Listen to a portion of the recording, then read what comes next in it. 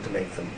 I mean, an extraordinary system where 27 non-elected commissioners have the monopoly of proposing all EU laws. There's the European Parliament, but it's not a real Parliament in the sense that normally in the Parliament, laws are proposed by members of the Parliament, but that's not possible in the European Union system. The European Parliament can't propose or initiate any law. It comes from this non-elected body. We can propose amendments, and then the Commission say, has it made a good amendment? Then it has a chance that the Commission, the non-elected, say it was a bad amendment from Cassie. It has no chance. The non-elected decide whether our democracy is good. And I'll say to you, if this is a good system, why not insert it in Ireland? Here in the Dáil, 100 meters from here. Why not say to the Irish Parliament, the Irish Dáil, from now on, you shall not make laws. From now on, you propose amendments to the civil servants in the departments, in the ministries, and then the heads of departments meet in a secret room, and when they judge the amendment from Parliament to be a good one,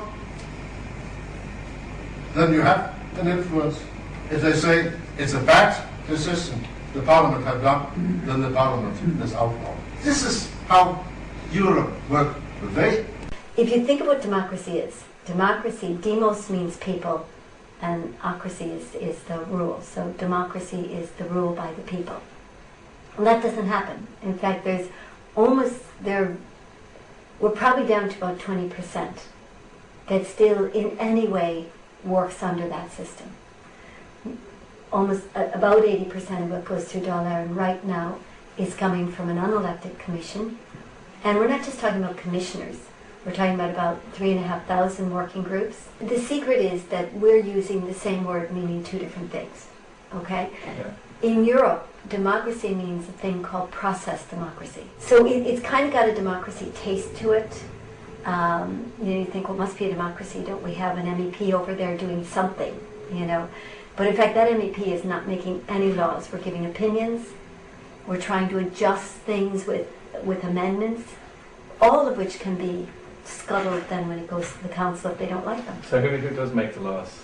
The commission. The commission and the council. And who elects the commission and the council? And no one elects it. Well, the commissioners, there are 27 of them. They're now picked by a government. Under the new treaty, they will be picked by the commission. So a government could suggest names, but it will be up to the commission to do that. And the president of the commission will be elected by the council. But the reality is, behind these figureheads are civil servants and working groups who we can't get the name of, who people have tried to get the name of the working groups and who's on them for years, that they make all the laws, and then Dáil Éireann literally is rubber stamping them. They can do what they like, and you can't directly get rid of these people. The only people you can directly get rid of for what they're doing in Europe would be MEPs, and really we're just, as I say, people who give opinions and do try to affect things with amendments. Mary Harney doesn't actually go to Brussels and vote on health laws, very few of them. She does some, very few. Most of them are put together in packages by civil servants and agreed on what's called a consensus basis. Horse trading, swapping, and just, consensus. And then they are the law of the land for 500 million people, and with this treaty they will supersede all of our laws. Even the lowliest law in Europe will supersede our constitution. So that effectively is the end of the Irish constitution if we vote yes? It is, yeah. And it's the end of that direct rule, because the constitution was the point at which the people directly govern themselves. And also it will supersede anything from our Oireachtas, so even our indirect governance of ourselves. Could there be conflicts of interest between those groups, the people?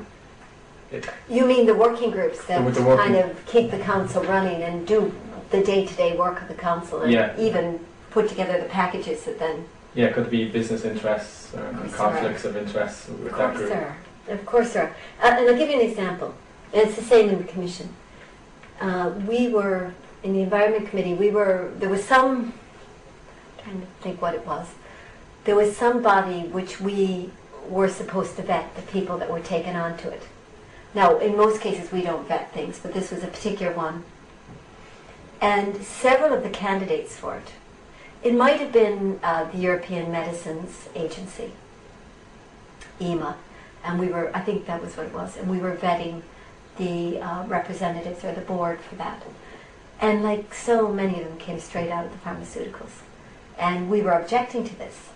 And the excuse given, well, if you eliminate everybody from the pharmaceuticals, then you won't have any experts, because they're the ones with the expertise. You know, if you eliminate them because they work for, you know, Merck or whatever, then they're the experts. Therefore, we have to let them through. Yeah. So, I'll give you an example. In EFSA, the European Food Safety, I can't remember, before I was in the Parliament, somebody really pushed, you know, they really devoted a lot of time to it, and they eventually got the question of aspartame and other artificial sweeteners, because there's so many studies come out, you know, linking them to cancers and tumors and things like this.